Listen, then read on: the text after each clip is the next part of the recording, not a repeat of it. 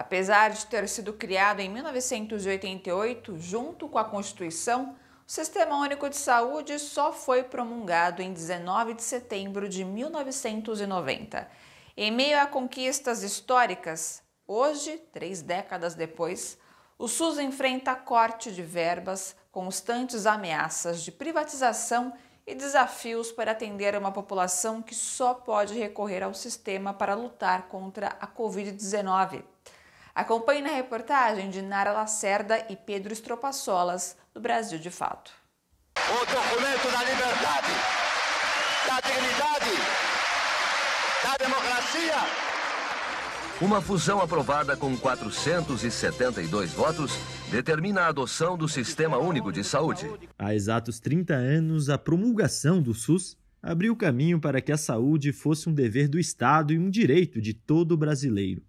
Para quem viveu as duas épocas, é nítido o abismo que separa o antes e o depois da criação do Sistema Único de Saúde, uma das principais conquistas da Constituição Cidadã de 88. Antes do SUS, a imensa maioria dos brasileiros que não tinham uma carteira de trabalho assinada e que não contribuíam para a Previdência eram literalmente considerados indigentes. Significava que essas pessoas ficavam dependendo para ter acesso a cuidados de saúde ou da filantropia, ou então restava o saber popular, as benzedeiras, a medicina leiga, as ofertas de ordem religiosa e tal, e isso explicava porque o Brasil tinha uma mortalidade infantil acima de 200, porque que o brasileiro vivia tão pouco, porque que as populações eram dizimadas por doenças infecciosas, por doenças preveníveis e tal. Então, assim, é impossível imaginar uma volta ao passado. Extinto em 1993, o Instituto Nacional de Assistência Médica da Previdência Social se constituía como uma política pública de saúde antes da criação do SUS. Criado na década de 60, o INAMPS era restrito a trabalhadores que contribuíam para a Previdência Social, o que representava cerca de 20% da população brasileira. Hoje, segundo o último levantamento do IBGE, 7 em cada 10 brasileiros têm o SUS como única possibilidade para tratamentos e atendimento hospitalar. No Norte e Nordeste, a proporção de pessoas chega a perto de 90%.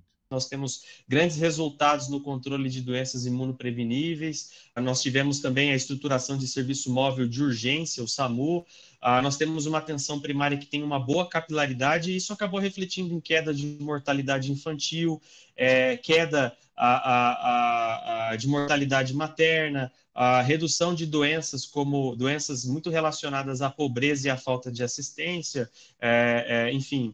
Então, o Brasil ele teve um grande avanço com o SUS, independente do governo que teve aí. O SUS ele foi muito importante e ele promoveu muitas melhorias nos indicadores sociais e indicadores de saúde. Mesmo desfinanciado e enfraquecido, especialmente a partir da PEC do teto dos gastos e com a perda de mais de 18 mil profissionais do programa Mais Médicos, o SUS tem tido um papel fundamental em meio à pandemia que já matou mais de 130 mil pessoas no país. O governo federal, falando do Bolsonaro, falando do Dória aqui em São Paulo, até mesmo do Bruno Covas, que eram governos que estavam, sim, fazendo esse processo de desmonte do Sistema Único de Saúde, eles, se não fosse o Sistema Único de Saúde dando ferramentas para eles para combater a epidemia, certamente nós teríamos muitos problemas. Então, justamente o sistema que eles desmontavam foi o sistema que deu ferramentas para que alguma coisa fosse feita para mitigar a pandemia.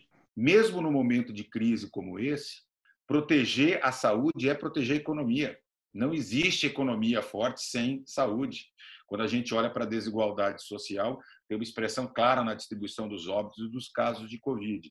Então, enfrentar a saúde, os determinantes sociais da saúde, mas, ao mesmo tempo, garantir um funcionamento de um sistema é fundamental.